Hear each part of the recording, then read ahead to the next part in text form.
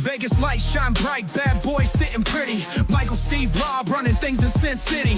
Podcast blazing truth, rhyming hard and witty. Three kings on the mic, Vegas life gets gritty. Matt Michaels dropping bombs, quick wit, no filter. Sin City's own, blending gold with the silver. Steve taking notes, every word's a thriller. Rob's on the tracks, beats cold like a chiller.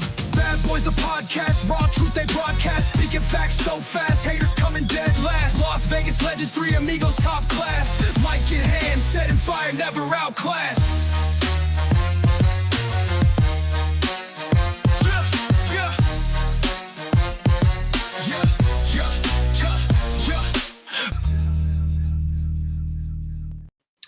Hey everybody, the Vegas Badboyz of podcasting here. Sin City Steve, Rob Busselary, and Matt Michaels. And gentlemen, we're going to get right into it because it was one hell of a weekend and pretty much the talk of the universe with the Elimination Chamber 2025. And say it ain't so. That's right. John Cena has officially sold his soul to the final boss. And a soulless Cena definitely means some incredible things coming up when it comes to getting ready here for the big match between Cody and John at WrestleMania. Way to go for making him heel. Really quick before we get to opinions, a couple of quick things. Remember, guys, The Rock held up 3 fingers at Bad Blood and 2 yesterday at Elimination Chamber. So what does that mean?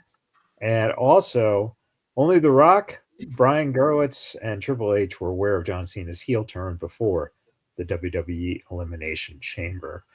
All right, gentlemen. What do you think? Man, that event was premium. Absolutely. And the thing is, I love the fact that they kept very few people in the loop as far as the Cena heel turn. That's exactly how it should have been. So bravo to them for, keeping kayfabe alive as much as possible right up until the very end. Well, it's not even kayfabe at that point. It's more so it's keeping it quiet. Yeah. Kayfabe is real. Reality versus it's literally trying to keep everything under the wraps. Yeah, because right. No, obviously. It's cool. It's so that guys like this don't go ahead and start, spouting off what's going to happen. Yeah, bury the lead. What? You don't want somebody like that coming out there and burying the lead. Yeah, exactly.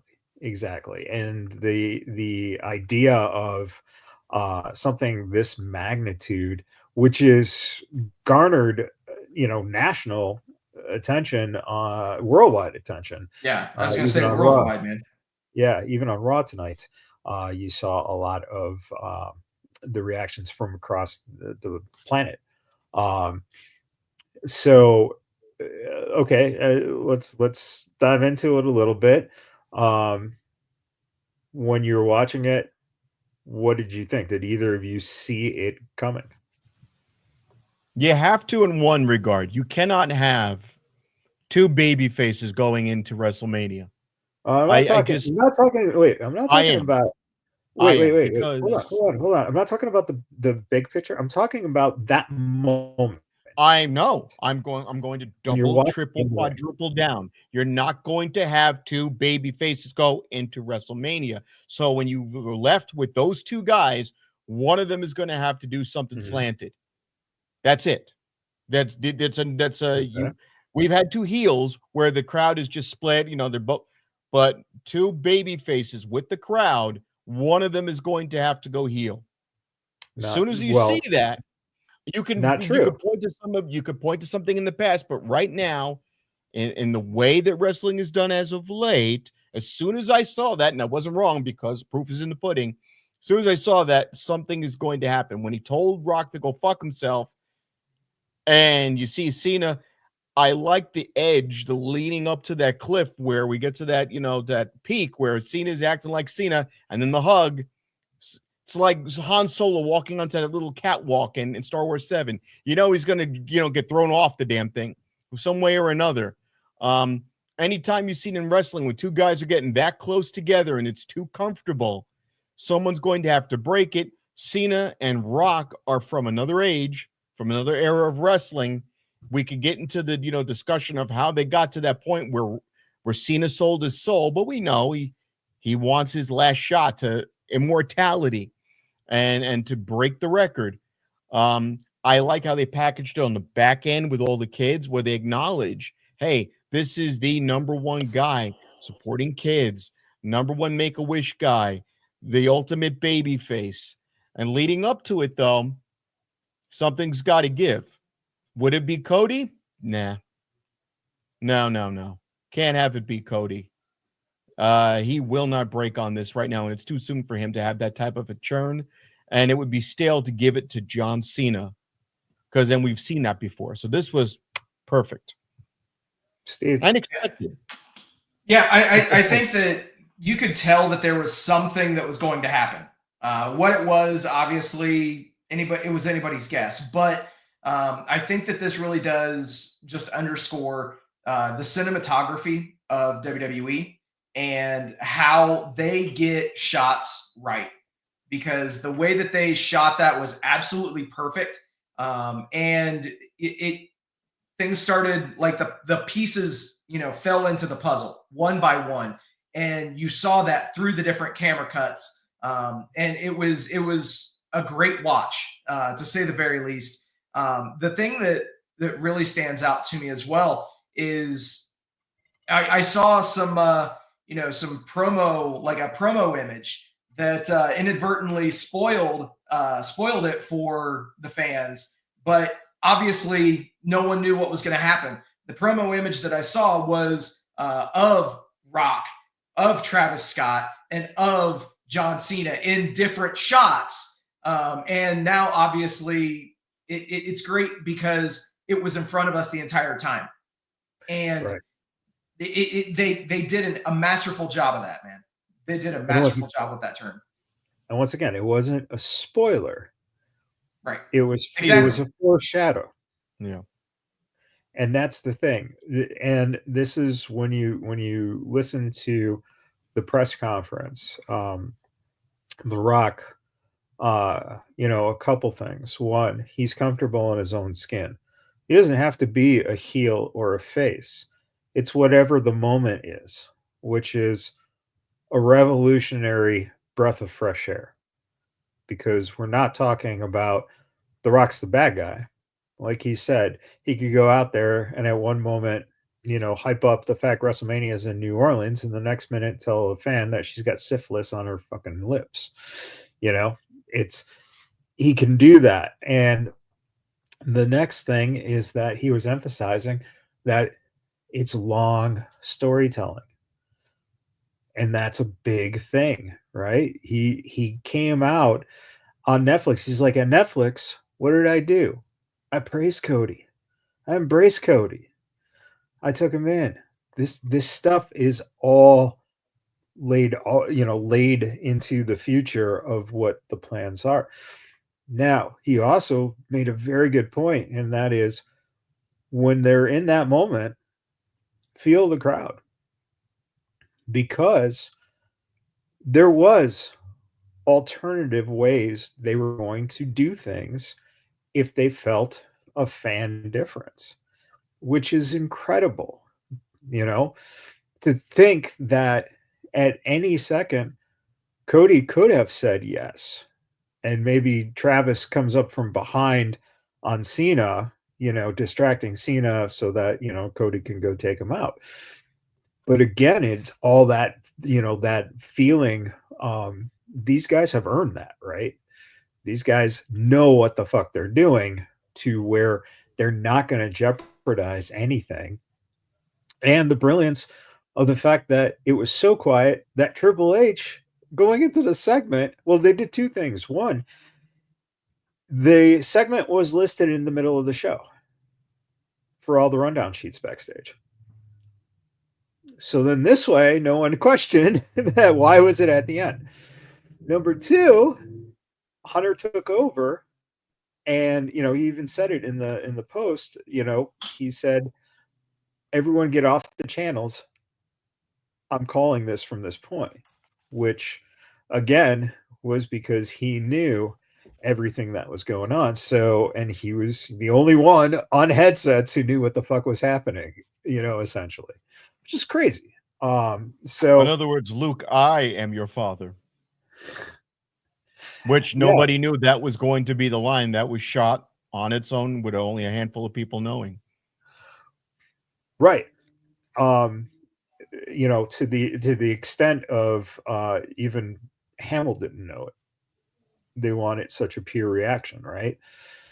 So in a sense, boy, I mean, again, you have to go with the crowd, so what was going on. But in a sense, wouldn't it have been great if Cody didn't even fucking know?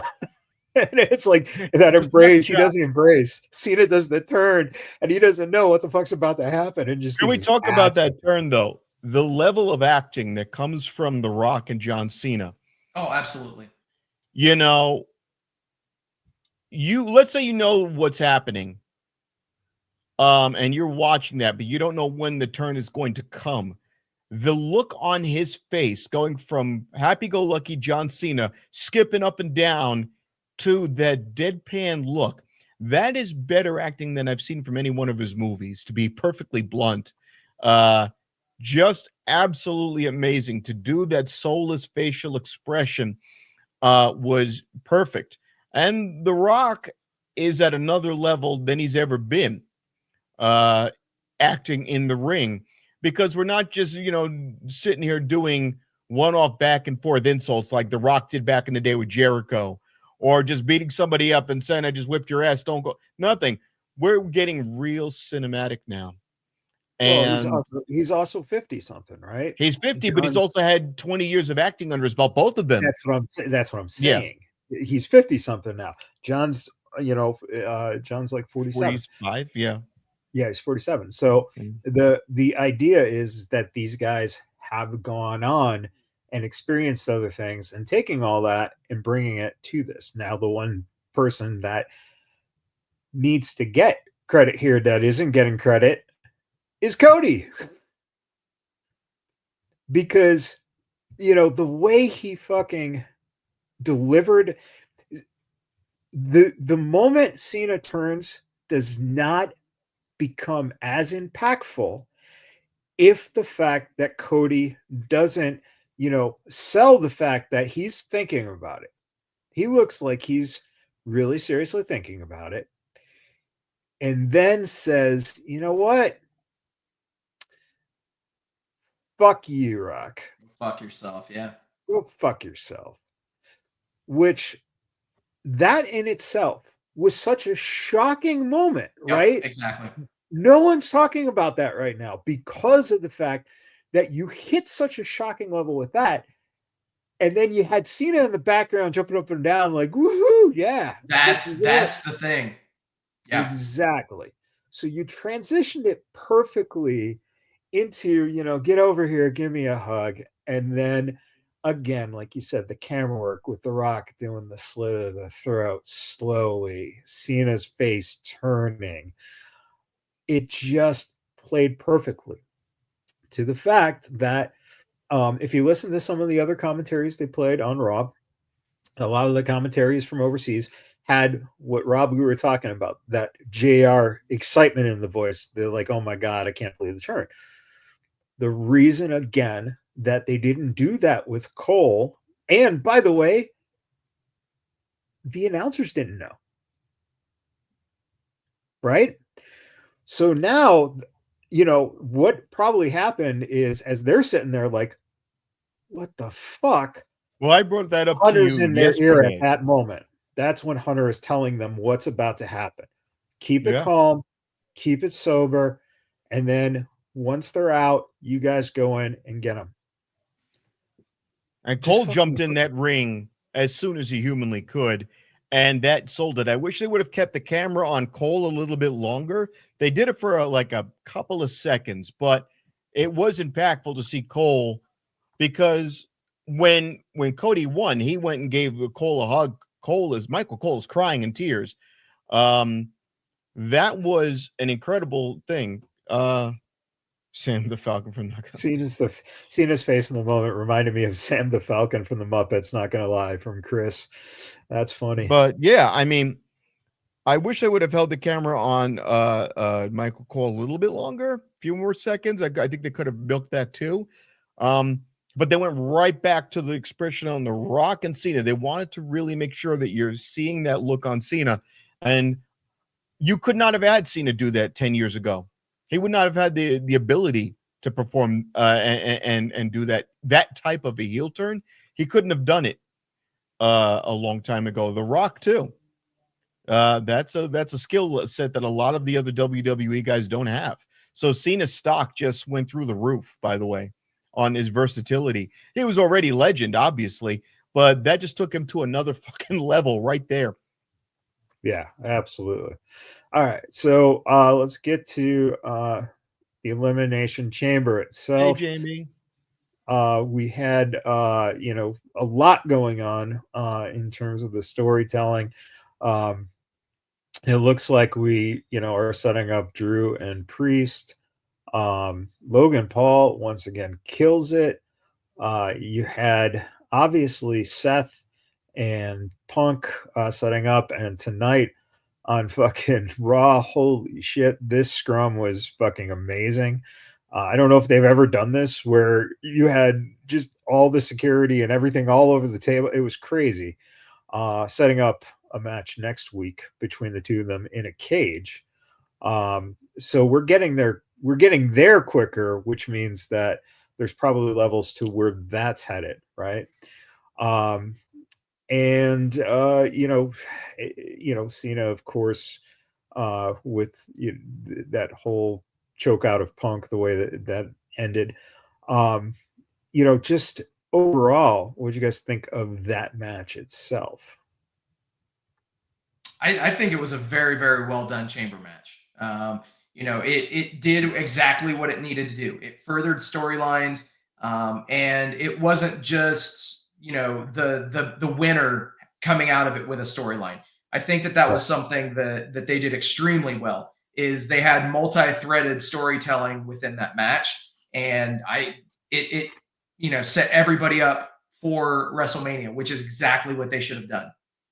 Which is also cool because it's also not clear. Right. Which, again, one of the things that, Steve, you've always said is no continuity, just, repetitive nature.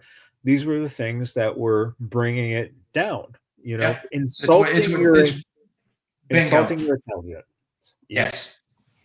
That was what drove me away from WWE all those years ago. So I love the fact that under this regime that they're doing everything they can to get me back. I definitely appreciate it.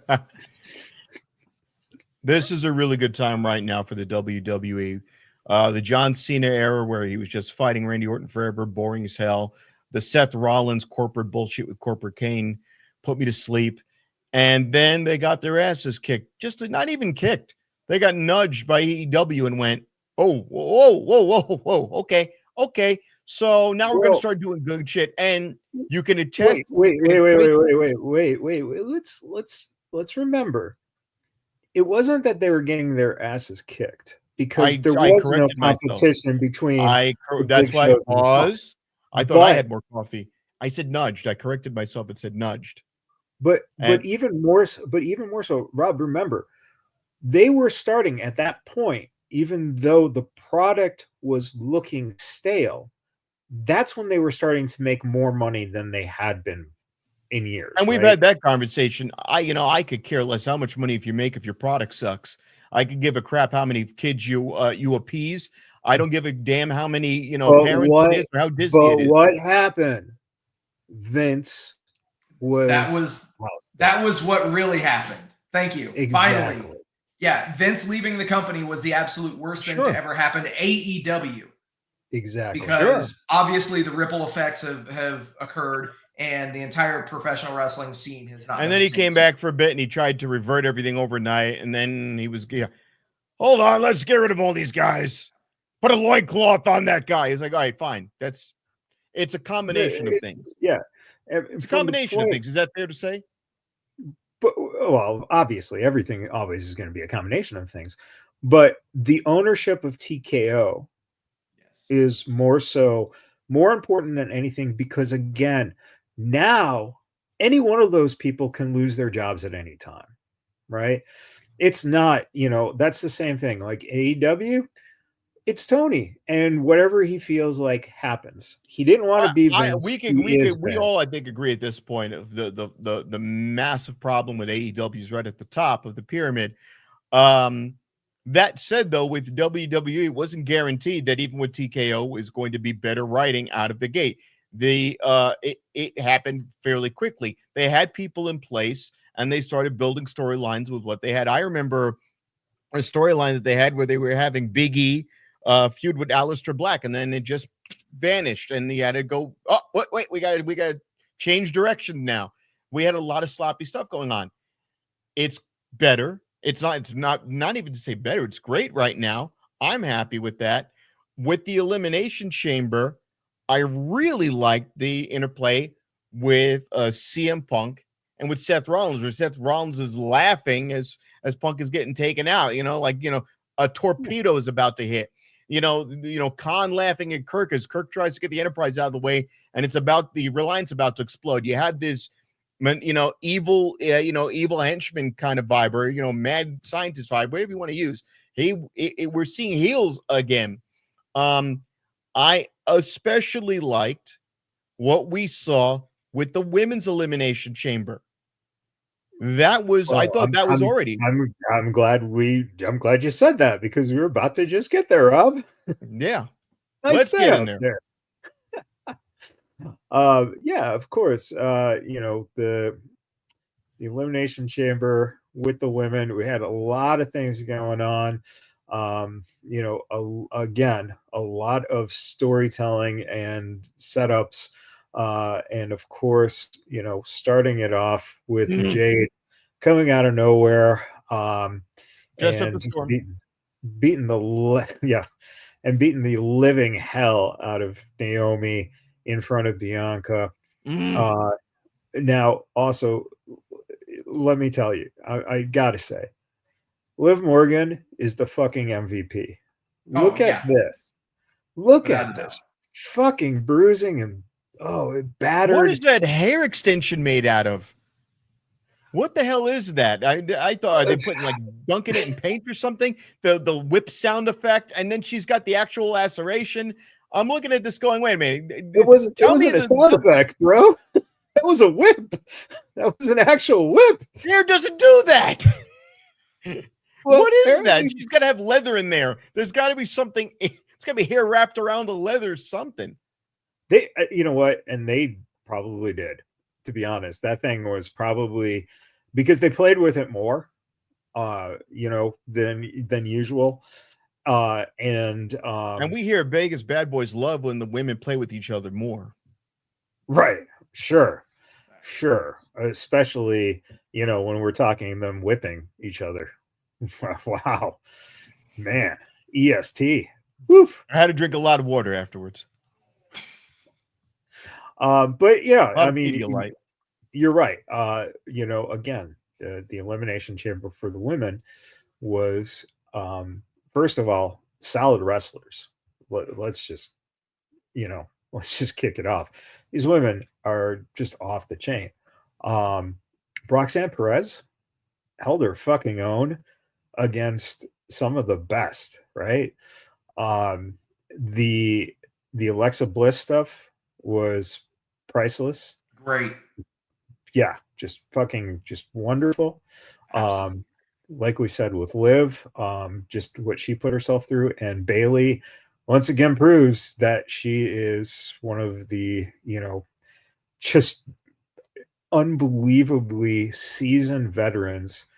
That when you put that mix together, shit, you were one person down in the chamber. 5 instead of 6, and it fucking played perfectly. And the question again is tonight on Raw, Bianca Belair basically just blew off like what she thought, because she was focused on seeing who was going to win that championship match. Might as well just say it right now. New women's champion, Io Sky. The Queen of the Skies. That went through me. I did not expect that to happen. So, the question is, Rob, you said you think that Rhea's going heel, which makes absolutely no sense, because Bianca Does to was the one me. who It does to distracted me a her. billion times over, because of the way in which she reacted and the way in which she allowed herself to get distracted so easily. We didn't see as much outside interference as you just saw Bianca Belair maybe being obnoxious, and that's stretching it. She was there because we knew what the scenario was. They set it up beforehand. She's there to see who she's going to be wrestling. There was no surprise there. It's not like she came out in the middle of the match. She was there from the beginning. That was my distinction between somebody showing up in the middle of a match. Steve, why is Rob wrong on this? In all the years you watch wrestling, can you please just explain? What? So what? I think what we're going to see is that Bianca is the heel in all of this. More than likely. And Rhea, you literally just said it in the first segment when we were talking that you couldn't have Cody versus Cena as two baby faces. You can't have two heels.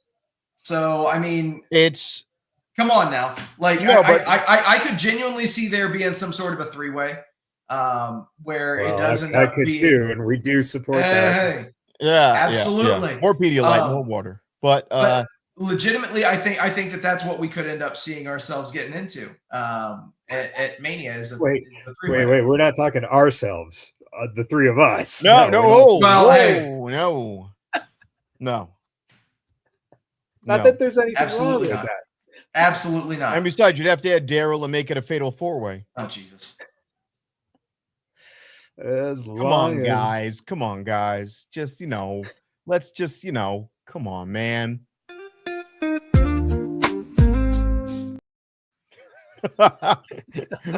Why did you give him every time you think like the most, like, you give him like an Urban McDonald's commercial music? Hey, boys and girls, the McRib is back. He's just in time for Martin Luther King's birthday. Oh, he's got his fuzzy slipper song now. So speaking of women, again, one of the middle matches there was Trish and Tiffany. Again, the match did what it needed to do. It gave Trish an opportunity to be in front of her kids and wrestle in front of the hometown in Toronto. Again, nothing there other than what Hunter said during the press conference, and that was, this elevates Tiffany. Getting to work with a legend like that. So that was there. Two but blondes in the ring, like half naked. I needed an IV drip at that point. Well, I kind of needed an IV drip after what we saw with this match. Holy crap. Kevin and Sammy beat the living hell out of each other. This is one of my favorite things. I put together the Sammy is dead collage because there were like 6 times in this match that you're literally going, is he's okay, right? Like, this is why I need somebody to scream in my ear, as God is my witness, he is broken in half. They killed him. I need that once in a while. And you had a great match between them, and then of course the Viper comes back, and boy, if that's going to be a matchup at WrestleMania, holy shit, that's a great fucking matchup. What do you guys think about that particular match?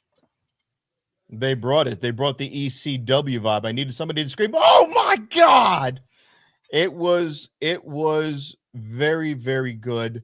We were talking about whether or not there should be some color shown, but you don't want that to overshadow or take too much shine off the big reveal at the end. And it's there to set up Randy Orton more than anything else. The guys did the spot with the chairs, laying the chair over the other two, and it not bending or snapping down the middle. And Kevin Owens' body's got nowhere to go. I'm going, Jesus, that chair is supposed to give or flop or move or shuffle. Didn't do anything. And I was like, oh my God, the barbed wire, everything they did was good. Thumbtacks should have been maybe. I don't know. Did we need thumbtacks? I don't think so.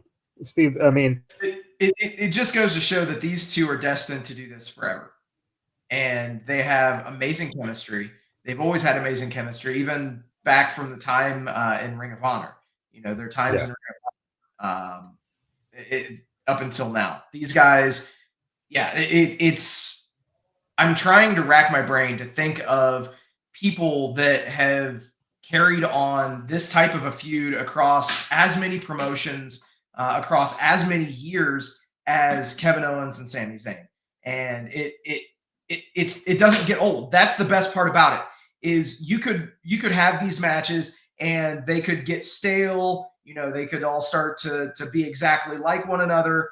But no, each time that they have stepped into the ring with each other, there's been something different. There's been something to set it apart from the other times. And it just amazing stuff by these guys. Amazing stuff by these guys, for sure. Yeah, and it also, it's a plunder match where, again, I think, one of the things, without spoiling what was happening at the end of the show, I'm sure they got word of, hey guys, no blood. And probably thought, well, Elimination Chamber is after us, so all right.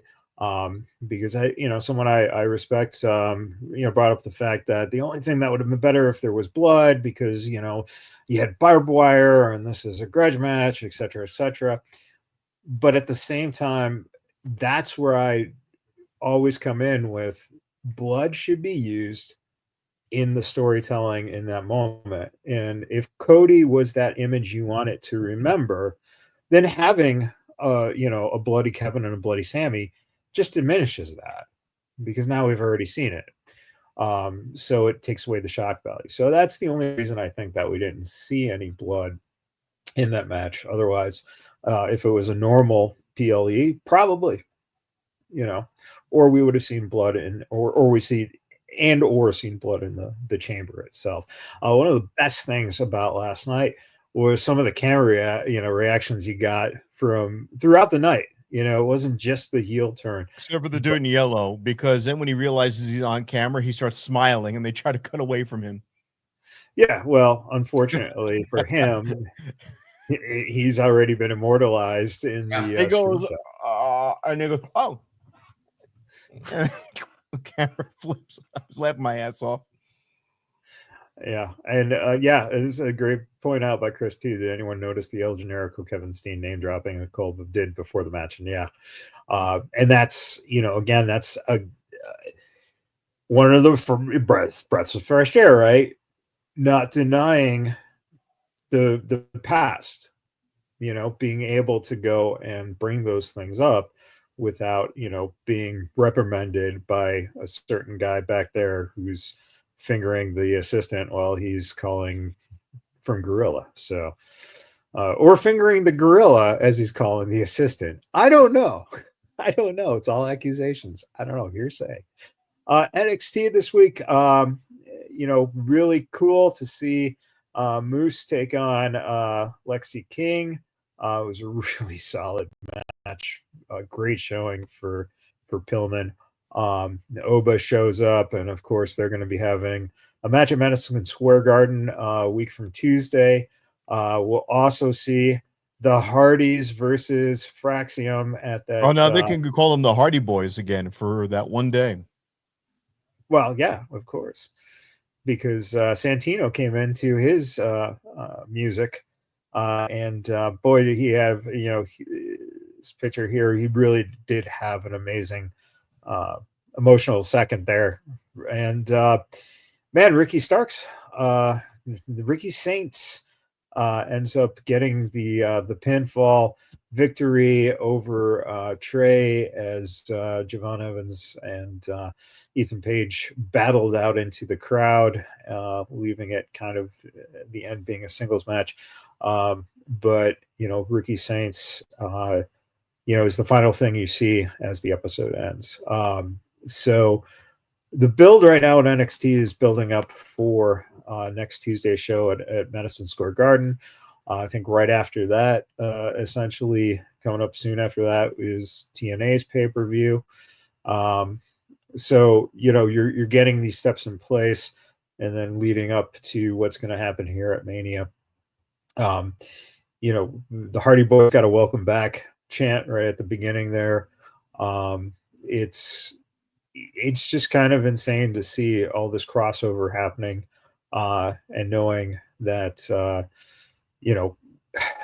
again, it's not that it's a forbidden door, it's a working relationship and possibly eventually a WWE takeover. But at the same time, we're seeing things that it's going to up the game of the performance for all those guys in TNA, which is very exciting to think about, because now they know, like, hey, anything we do can be seen by Sean or anyone in NXT.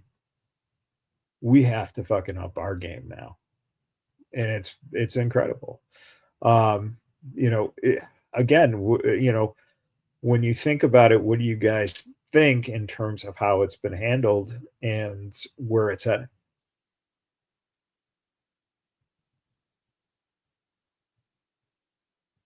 I think that the partnership between NXT and TNA has been phenomenal. It's really allowed WWE to showcase TNA, and it really has had an impact in their bottom line as well, which should be the result of two companies working together. Yep. Yeah. All right. So Steve's over under last week. Steve, you hit it. You nailed it. Right. Boy, when the segment one, man. Yeah, what a way to start off. When the camera cuts from Adam Page, MJF leaves, you get the Page standing in the ring, like, what the fuck is he talking about? And then camera cut to Chris hitting his own head so that he can then eventually do that and be laid out. Ouch. Yeah, that was when I do the segment, I think, okay, well, this is pretty pretty likely to happen. And right there, first fucking segment, there was one production faux pas, and then later on in the night, there was a concerto to Claudio, and they chose to have it on the sideways camera, which showed you that, yeah, he was not hit in the head whatsoever by the chair shot. So we hit our over-under. So there you go. Congratulations on that. But he still needed to be taken out by the ambulance. Of course. And every time AEW at the end of every show, they should do like a highlight, and they should play the Fandango music. That would be perfect. Dun, dun, and just every botch as the whole thing goes by. Like a blooper reel. Yeah, just a blooper reel, but set to the Fandango music. It'd be perfect. All right. So, I mean, that's the technical stuff. Okay. That's fine. But now let's get to the thing that chapped my ass. So the runners win over the Murder Machines. The team you built up to go against the Hurt Business, you have lose by simply cueing the Hurt Business's music and having it go from Archer going to do a fucking razor's edge to a roll of pin. for no fucking reason. These guys are now getting the title shot, and I like those guys. That's what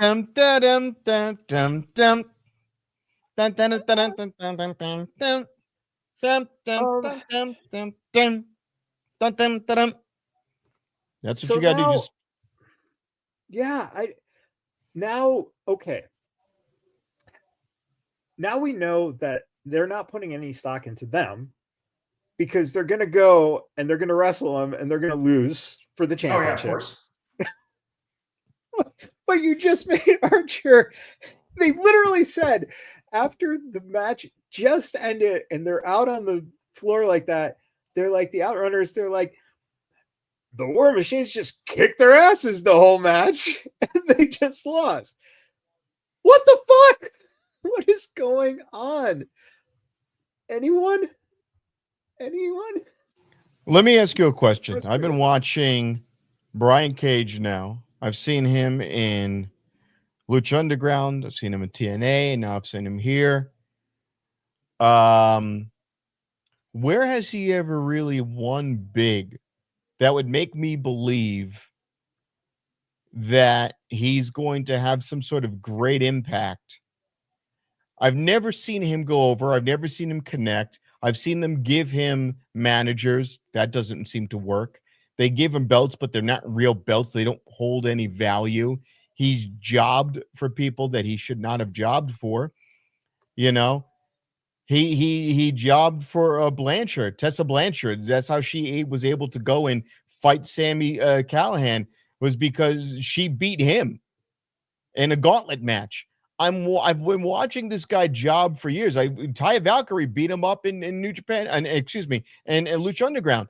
I've been watching this guy job for a long time. Why is this any surprise that he would lose to these two guys? And Lance Archer? I don't believe that Lance Archer is any type of, there's nothing about either one of those guys that suggests that they're going to do anything. What's going to happen is Don Callis is going to one day show up with his family and they won't be there. And they'll be in a Ring of Honor segment, and they'll be complaining that nobody takes them seriously. And we're going to have to show this locker room that we mean business, that we're the best. And they'll cut that promo 3 or 4 more times before they're out of AEW. There's never any time in any promotion I've ever seen him in. They did a thing where Sammy Callahan busted Brian Cage's girlfriend with a champagne bottle and cracked her skull open. Nothing ever came of that. There was no great awakening. There was no great match out of that. Everything this guy does falls flat. They put more stock into Wardlow, and that guy fell flat. So what makes me think that these two guys are going to get any traction? And as far as the Outrunners, yeah, it's funny. The Outrunners would be great in TNA. They'd even be great in NXT. They'd actually get breathing room over there to do something. They're not going to get to do anything here. We know who the tag teams are, and they're not it. Either one of those guys. The problem is, and I'm not agreeing with it. Right. The problem is that we talked about the fact that the Outrunners are over, but you're refusing to. They're in AEW, so they're over. Well, it's still. I mean, let's face it. You're playing to the fan base. You got to play to the fan base, right? Number 2, I do not think for any reason that Lashley and Benjamin should have the tag titles. Lashley should be a singles and should be elevated up because that's what he is. And you bring in someone to tag with Shelton, even if it's someone within the company, right? Or just start off with MVP for a while until they add somebody to their group. Yeah. So that in itself makes me confused. Then you literally are building the murder machines, calling them the murder machines, and yet you want to stop their momentum to then put together a match in which the Outrunners will most likely, foreseeably, lose that match to the Hurt Syndicate, which knocks them down. And then the Murder Machines will face the Hurt Syndicate and lose, and it will knock them down. And you've just killed 2 tag teams with 1 stone. The real murder machine is Tony Khan. No. Here's a question. He's not a murder machine. He's more like a coke machine. No, Yeah. but here's my question then. What team beats the the Hurt Syndicate, and what team does it in a way that is believable, where you could sell the loss at this point? They haven't built them yet. And here's the thing, and they're not going to. That's the problem. Do you remember back in the day in TNA when he had all the belts and he got bored with winning, so Lashley just gave up belts? They better not do something like this where they just go, "Oh, we're bored with winning." And no, I don't think they will. But they who do you lose to? The Young Bucks again? That's Steve. That's what happens, right? Those egotistical guys come back. Yep. And then they will win the belts. And they don't pin Lashley, they pin Shelton. Of course. Yeah. Yeah. Realistically, I mean, I think that something that people need to consider is obviously, the Outrunners being in this championship match, nobody is giving them any kind of a shot whatsoever with this. So it is what it is. And I think this is too little too late. If you guys think about it, people were jumping onto the Outrunners bandwagon back when the Young Bucks actually had the titles. And then when Private Party got the titles, people were, even more so behind them. And then what did they choose to do? They chose to have the Hurt Syndicate take the titles off of Private Party. Right. Okay. Yep. At the time, I didn't have a problem with that. And quite honestly, I still don't have a problem with them running the division. That I'm fine with that. That's good. But I think, Rob, you hit the nail on the head. Who is going to beat these guys? Like, legitimately, who's going to do it? And it can't be the Bucks. It legitimately can't be the Bucks because, dude, if that's the case, then there are too many My problem with the AEW tag scene is I don't believe any of the tag teams, as you said, Matt. And when they do you gave it to Private Party for like 3 weeks. And as soon as that was the worst tag team title reign of right, any team and the Hurt Syndicate came in, and as soon as we saw that, did I actually believe that Private Party had a chance? Of course, they didn't have a fucking chance. No. So you did their gimmick where they've got the little ropes. They could have cut some more vignettes. They could have did some segues. I would rather have seen them in a club with Conan or somebody somewhat famous from the past, popping bottles with them. Instead, they just did the velvet rope thing at the top of the ramp, which was lazy as hell. They did nothing to put these guys over. Right. The only thing that they can do right now, my feeling is, to save this, is that the murder machines cost the Hurt Syndicate the titles. I would be good with that. I would actually be really good with that. That would make sense. But once again, though, that means the best that the Hurt Syndicate can be is spoilers. Those two guys aren't even good enough to be mid-carders, and there's no reason why they shouldn't be higher in the card than they are. But the ultimate thing is neither one of them have great mic skills, and they can't seem to find a manager that they can pair up with well. I mean, you gave the guy Jake the Snake Roberts, and you couldn't do anything with that. Yeah, but Rob, they built them. That's the whole thing. They built them. Again, that's what's so frustrating. You build them with paper mache or build with bricks. I mean, but you're building them up. You're doing something to give them the exposure.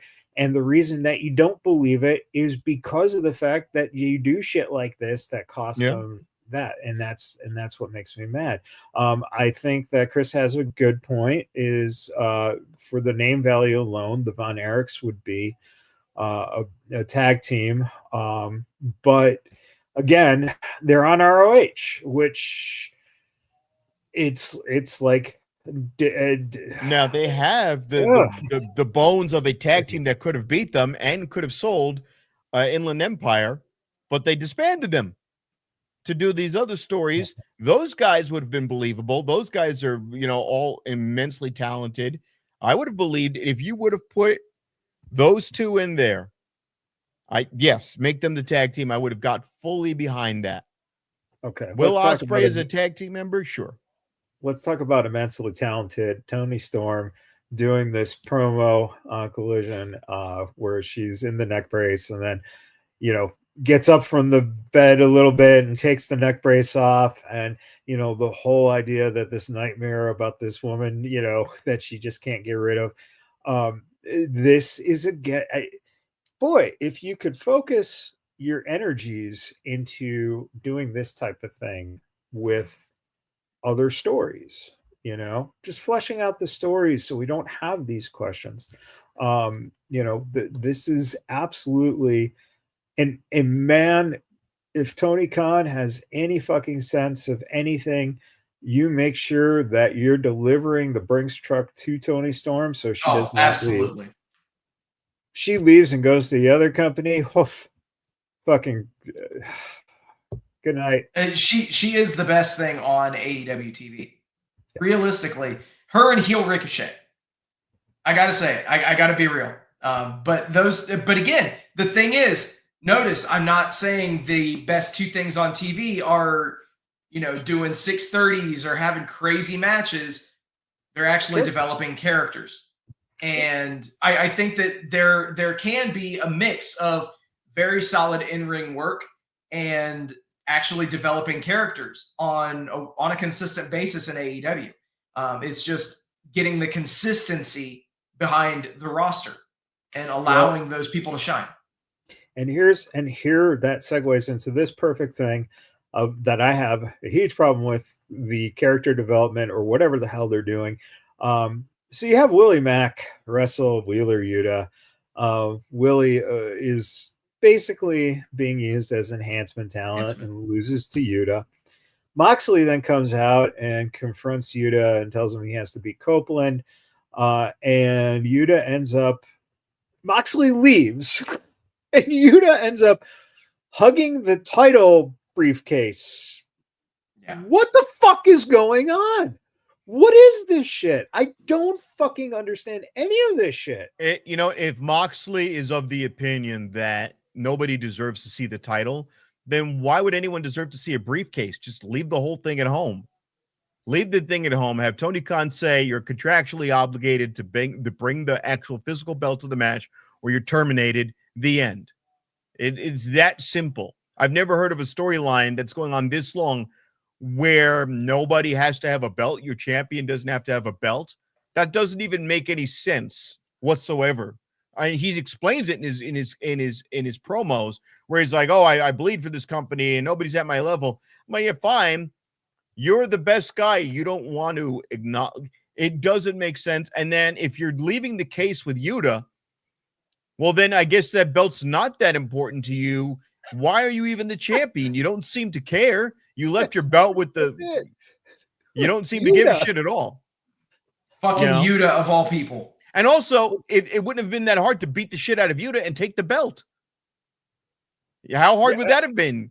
Come with Janice. Cope comes with Janice. I'm gonna drop the case. You got a spiked bat. You're gonna wallop me in the head with. Here's the belt. Oh wait, it's an empty case. I'm waiting. Why don't they just do that? It's an empty case. Just give us that. Say it's an empty case, and you don't deserve the belt, and I don't want anyone taking it from me. I'm that paranoid. Let's write that storyline. And you know what? Take the wife. Have Renee Paquette go. You know what? From now on, she's going to talk for me. I'm above talking to you. Do not involve her in this shit at all, please. Just it was fun to watch her when he cut that one promo, and she's standing right there, and she's just awkward, like right. That was good. So I do have to say this, man.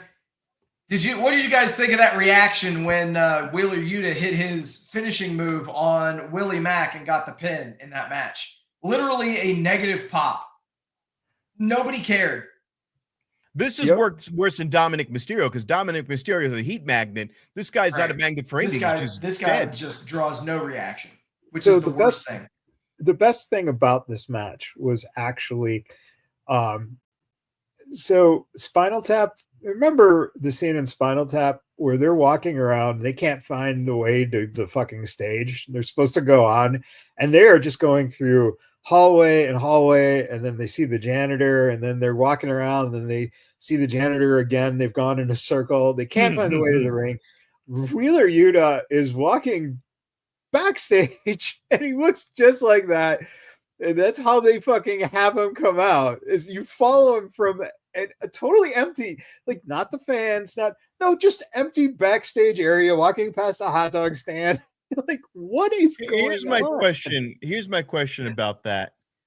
How long do you go on with this once this whole Death Riders thing is over? Until his beard finally all goes gray.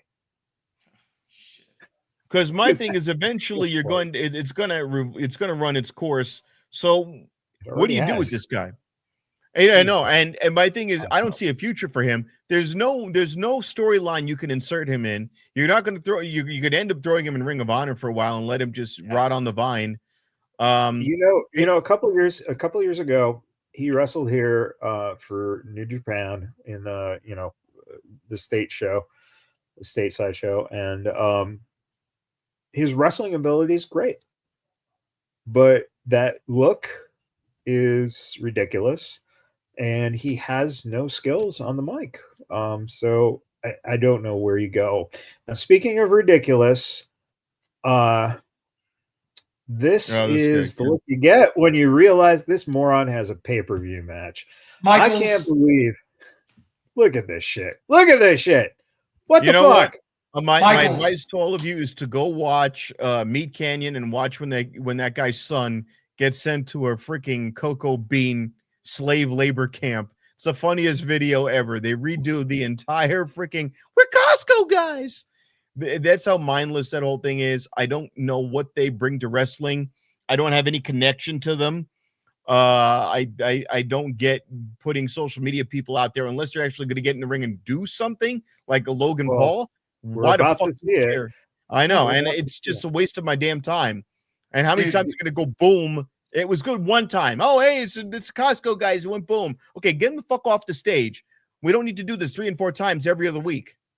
So the fact is, the main reason why they're involved in the show is because literally their segments have more eyes on them than any other segment on the entire show, and that's largely because of their social media following. So I get why they're doing it. I absolutely get why they're doing it. But Matt Michaels, if you would be so kind, please hit my drop. I will definitely hit your drop. It's time for Sin City Steve's AEW Over Under this week. All right. So as we saw from the last image, we got Big Boom AJ teaming up with Mark Briscoe and Orange Cassidy against MXM. Yeah, dude, really, MXM.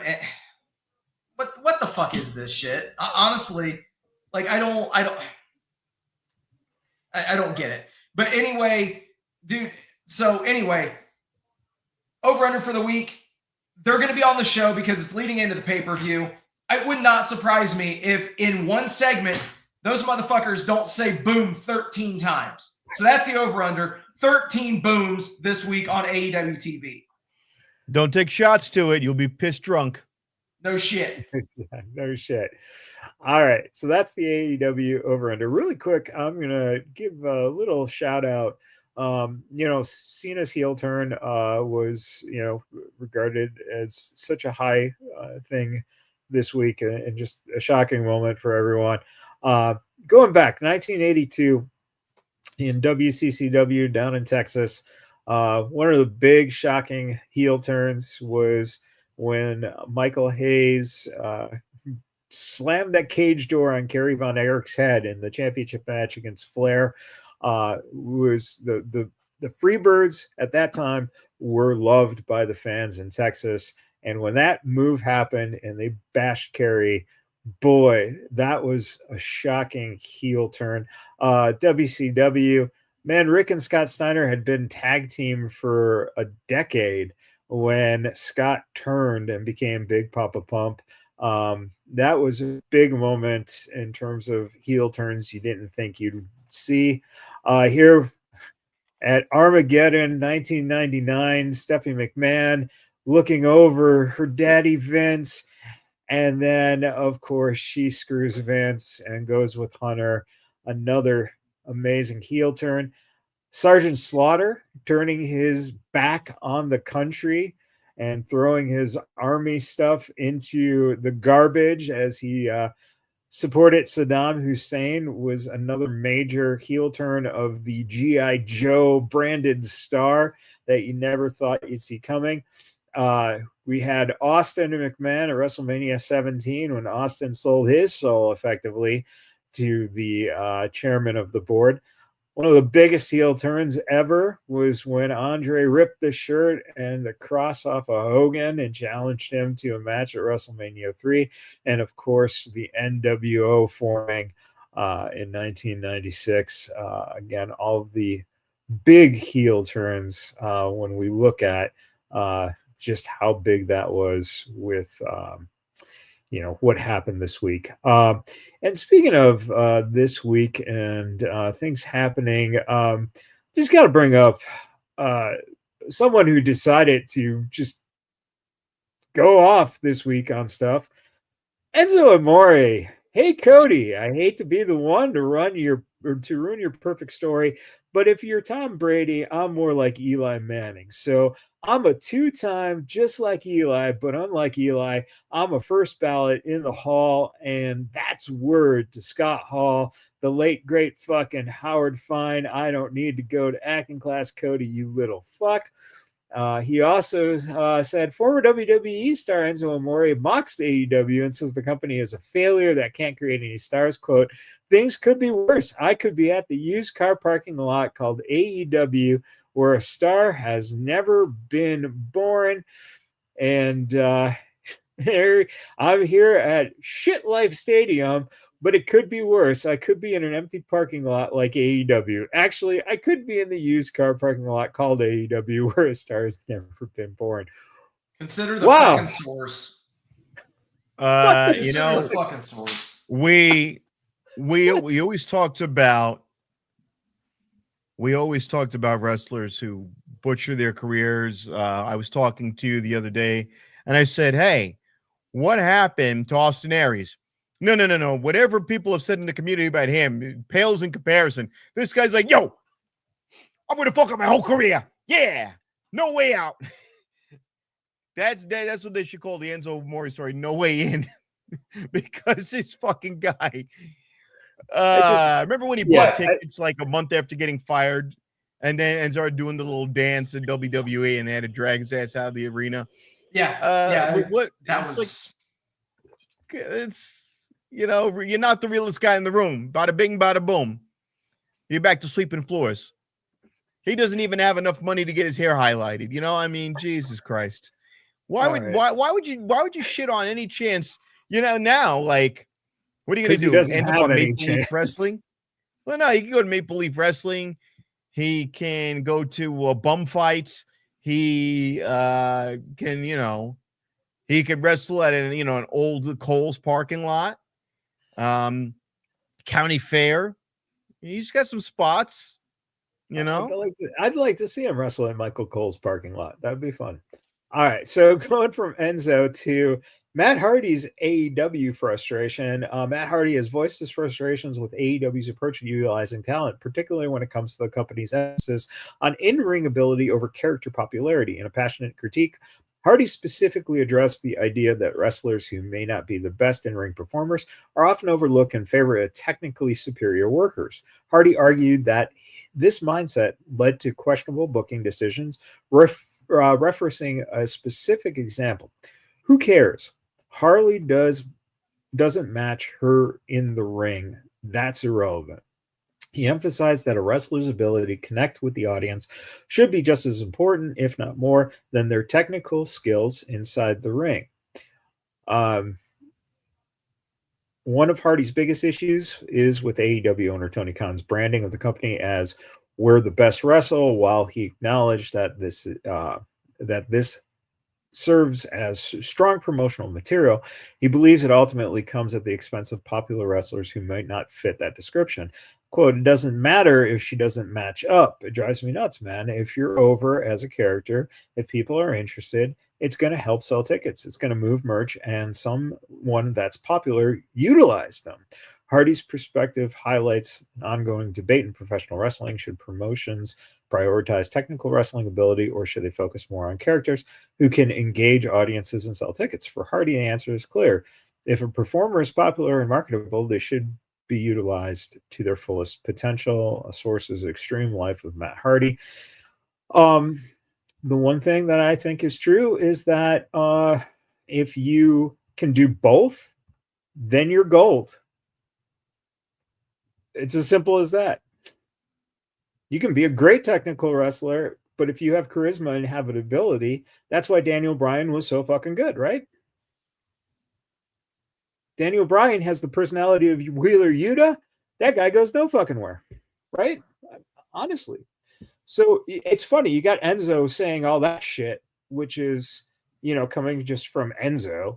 And then you got Matt Hardy, who was there and, has a legitimate perspective. And he's referencing Harley Cameron, who, Harley was ringside this week and she had a match this week and she's over, man. Deanna Purrazzo got the loss to Harley. And they're working that angle to kind of build her a little bit. That's how you build. Yeah. As opposed to they're actually giving her a finish now.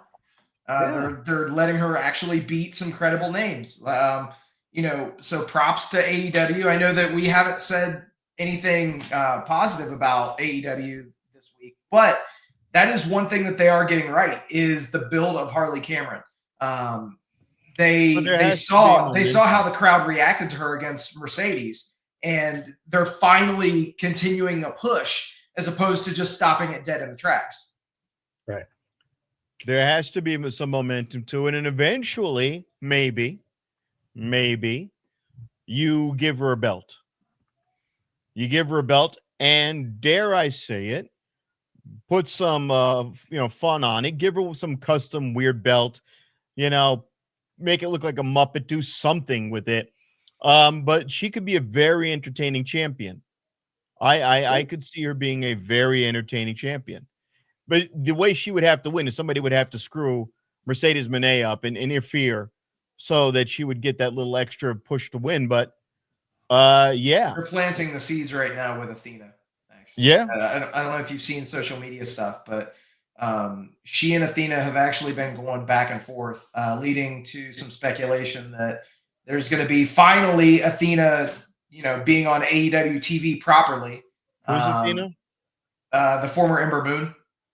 The Ring of Honor Women's Champion. I know who she is. I know she is. She's a dusty figure in Ring of Honor.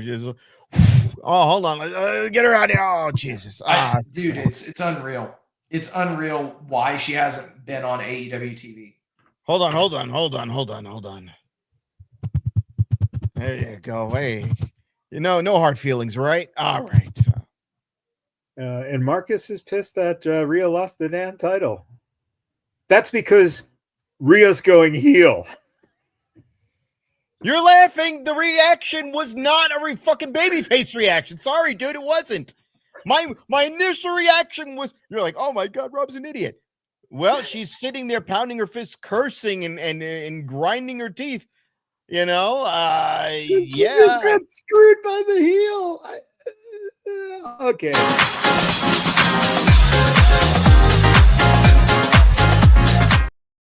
All right, time for our social media dump of the week.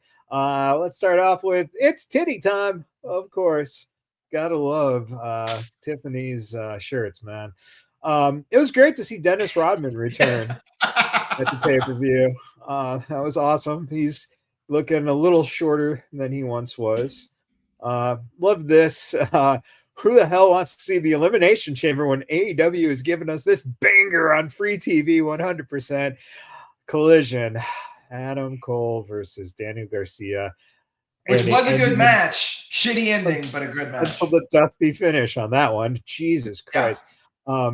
Hey, look, it's the AEW fans. All right. Little Mandy. You can't go wrong with Mandy. I'm sorry. I'm hungry now. I was wondering what smelled like Jack Perry's balls. Hey, fuck There it them is. kids, says John Cena. I love Liv Morgan giving the trash bin to the new concept of Donkey in the Shrek 5 for that design. Because she is definitely the one that we should be going to for any taste takes. Hey man, if she likes real good looking jackasses, then she just come my way. That's all I got to say. And speaking of, hello Tony Stark. Oh man, that makes me like super excited. Just like this does. John Cena. You can't unsee him. That could just be a China doll. Oh, it could be. WWE recently trademarked the name Calix, which is reportedly for referee Jessica Carr, who was WWE's first full-time female referee and has been quietly making moves to return into in-ring action. Sources within WWE claim Carr has been competing under a mask at recent Evolve tapings, and Calix is reportedly her new identity. No word if she will still continue as a referee while pursuing in-ring career, which is interesting and exciting to hear. And finally, that old guy at wrestling shows who may have actually wrestled the Bear and Andre the Giant, or maybe just completely made it up because there's no footage of him ever wrestling. Yep, that looks pretty much like that for sure. Mhm. We got a big show coming up here on Sunday, March 23rd. It's Mecca 10 for FSW. It's the Benefit for Bay. It's the Chris Bay Benefit Show. A lot of big names. AJ Francis, Rich Swann, The Rascals, Frankie Kazarian, Leo Rush, Kenny King, Swerve Strickland, Brian Cage, John Morrison, Rhino, amongst a lot of others. Ace Austin, of course, Chris's tag partner. And just finally confirmed, Karrion Kross is on the show. So it's going to be Sunday, March 23rd at 5 p.m. at the Silverton Casino. The tickets are going to be going on sale on Silverton's website, I think, tomorrow, I believe. It's either Tuesday or Wednesday this week. So you can get your tickets. It's going to be a huge show and helping out, Chris and just a ton of support. And of course, you can That's still the get most your. impactful thing I've seen is when he just stands up and walks. That was huge. Hell yeah. That was powerful. And Rob, show off. You can show off the shirt if anyone out there wants to get a We Love Bay shirt. You can do so by going to Pro Wrestling Tees TNA section. And there's also a new shirt that's coming out. That just came out on Pro Wrestling Tees. If you go to Chris Bay's section, greatest story ever told. So it's great to see everything going on. And again, it's going to be a huge show. And if you're not in town, you can catch it on Triller. Yeah, that's what's been going on this week. Okay. Final thoughts, Rob. What's going on in your career right now? I've got a show coming up next week. I'm going to be in a comedy contest. So more to be seen on that. You can go on my Facebook page. You can see some of my photos from my Dirty at 12:30 set at Boss Comedy on Facebook, BOCE Comedy, or just go look up Vegas Trump Guy. And if you want to book me for cameos, just go on to I was going to say, what is it?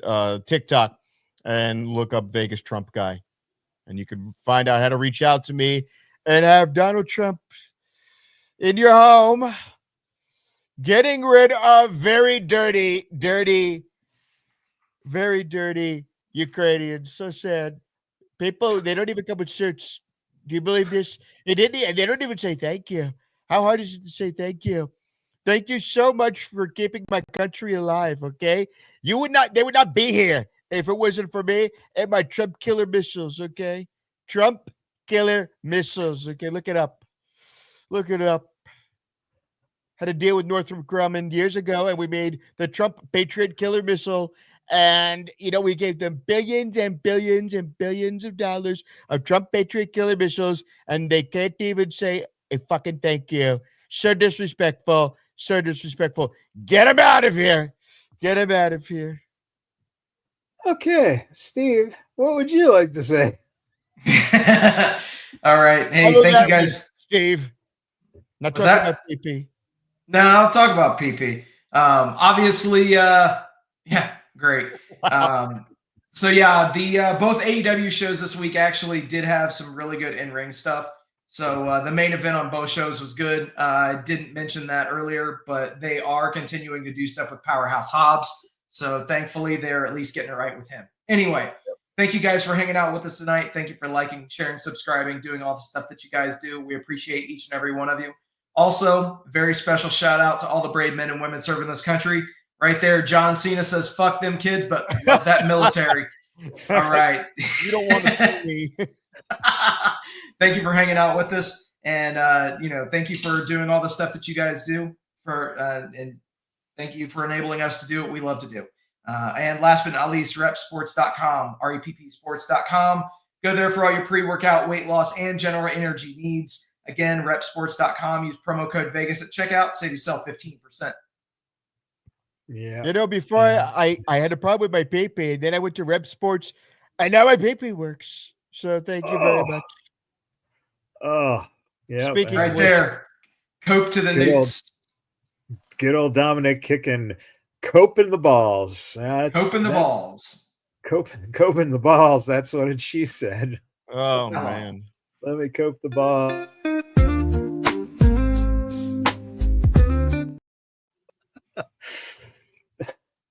Well, on that note, yeah, that was before he sold his soul to get those tickets. DJ's lost about 50 pounds since that video.